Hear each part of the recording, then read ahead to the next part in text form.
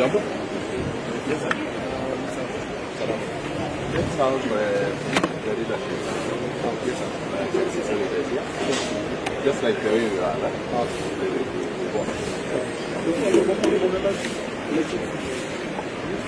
About 5 of you. You know that thing? 5. Yeah.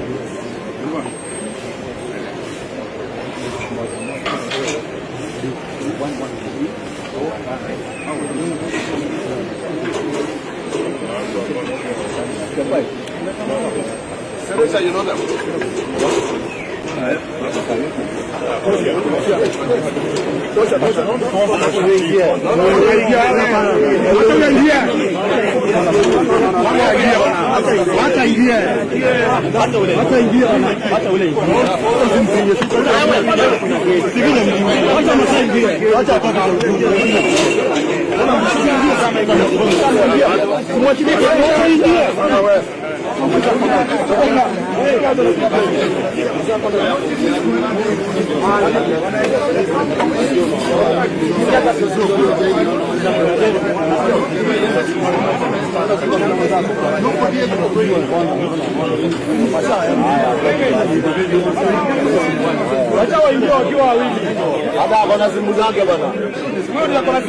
Lakini sasa tumesema kazi ametuma spokesman akasema kwamba the next date will be communicated.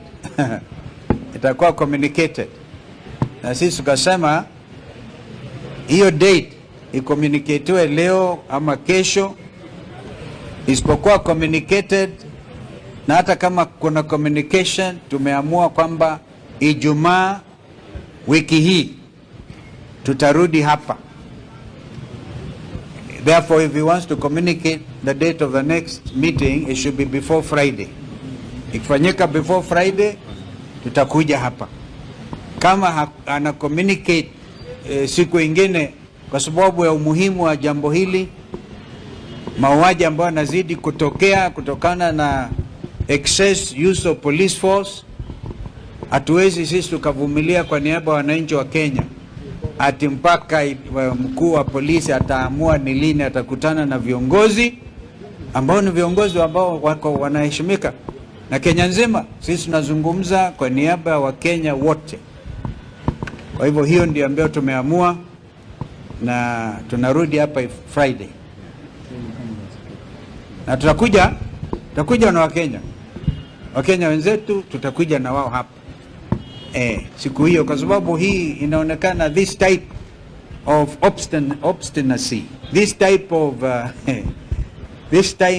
of impunity can only be dealt with kupitia action ya wananchi wenyewe. Asanteni my friend. Lakini tumempa nafasi moja, tukamwambia sisi tunarudi Ijumaa. Na vile ndugu Rigijia ameuliza, tukienda kusalimia Inspector General, mtatunga mkono? Mtaenda na sisi? Wangapi ataamuka tuende na wao kusalimia huyo jamaa? Na tuna sababu muhimu zaidi. Tumesema watoto wa Kenya wameuawa ya kutosha. Waliuawa kuanzia 2023 wakati wa maandamano. Unakumbuka hata wako Kioni alikuwa anasema tulikuwa tunamuita madhuburia. tulikuwa sema high cost of living. Raila alikuwa bado yu hai. Tulienda na Raila na Eugene Wamalwa na Martha Karua karibu tuuawe Mathare. 2023 vijana 70 waliuawa. 2024 vijana wakatoka sema ushuru wa Kasongo ni too much. Hatutaki ushuru kwa sababu unaadhiri uchumi wetu wa Kenya. Na wanataka transport wao wengine 70 na zaidi. Na wengine wakaumia wako mahospitali. Wengine bado wazazi hawajui wako wapi. Akaanza muupo mwingine muundo wa kuchukua vijana anaweka chini ya boot. Alafu anafanya abduction. Ikatokea muundo mwingine wa abduction. Bado nawapa sababu za kwenda kwa Kanja Ijumaa. Alafu hiyo muundo ikapinduliwa na Sakaja. Akasema sasa polisi tutawatafutieni wasaidizi. Wakatafuta beba rungu na hiyo goons ndio walienda kanisani Othaya zilizopita. Wanabebana polisi na maguni. Wanatupia kina mama tear gas na watoto wachanga wakiwa kwa kanisa. Hata mwenyewe padri anatoka anavalia ile manguo ya pasta wa PCM ACK. Anatorokea wapi? Kichakani. Tuna sababu ya kwenda kwa Kakwanja Ijumaa. Na kwa hivyo jana peke yake watu wengine wameuawa wawili Kitengela. Vijana wawili wanapigwa risasi wanauawa. Wengine wakaumia wengi. Mwenye kutoa amri hizi ni Kipchumba Murkomen. Anaamurisha Sakaja na Kanja ni timu moja. Na kwa hivyo sababu za kwenda kwa Kanja Ijumaa ni kumwambia Wakenya hawatavumilia tena mtoto mmoja wa Kenya uwawe na polisi pasipo sababu. Wangapi wanasema lazima tuandamane zote kwa Kanja? Na hata watu wa Kenya hawatavumilia wale masubaru kuchukua vijana usiku na kuweka ndani ya mabuti. Wakenya wamekataa. Wakenya wamekataa mikutano ambayo Rigiji na Wamalwa na Kalonzo na wale wengine.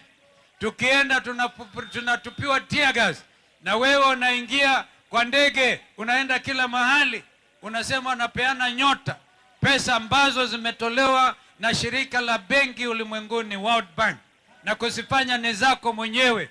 Hii ni mali ya dunia World Bank, unazitumia kukampeni kwa mwaka ujao. Sisi basi hatutarudi nyuma mpaka tushikamane, tupeleke Ruto nyumbani.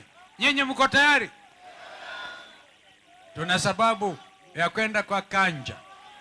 Sababu Martha Karua kwa niaba yetu aliandika barua akampelekea Kanja. Haya, alafu ingine kwa Ruto, nyingine kwa Mudavadi, nyingine kwa huyo Murkomen, wale members wa National Security Committee. Mimi nikiwa makamu wa Kibaki nilikuwa vice chairman wa National Security Committee. Wakati tuliamua kwa mfano kupeleka majeshi yetu Somalia, Kibaki na sisi wenzake tulikuwa tunajizuia watu wasitoke Somalia waje watumalize huko nyumbani. Mambo haya na muhimu. Hiyo barua Ruto na wenzake hawajajibu. Mimi nimetoka ng'ambo siku 2-3 zilizokwisha. Nimetoka hata huko Marekani. Niko na marafiki wengi. Tumekata mizizi ya Ruto. Hakuna, kwanza jina Ruto linanukia vibaya zaidi kwa sababu ya mauaji. Kwa sababu ya mauaji hata ameingilia hapa Sudan. Dhahabu kutoka Darfur inatolewa Sudan mahali kuna vita baina ya watu wa timu moja inaongozwa na President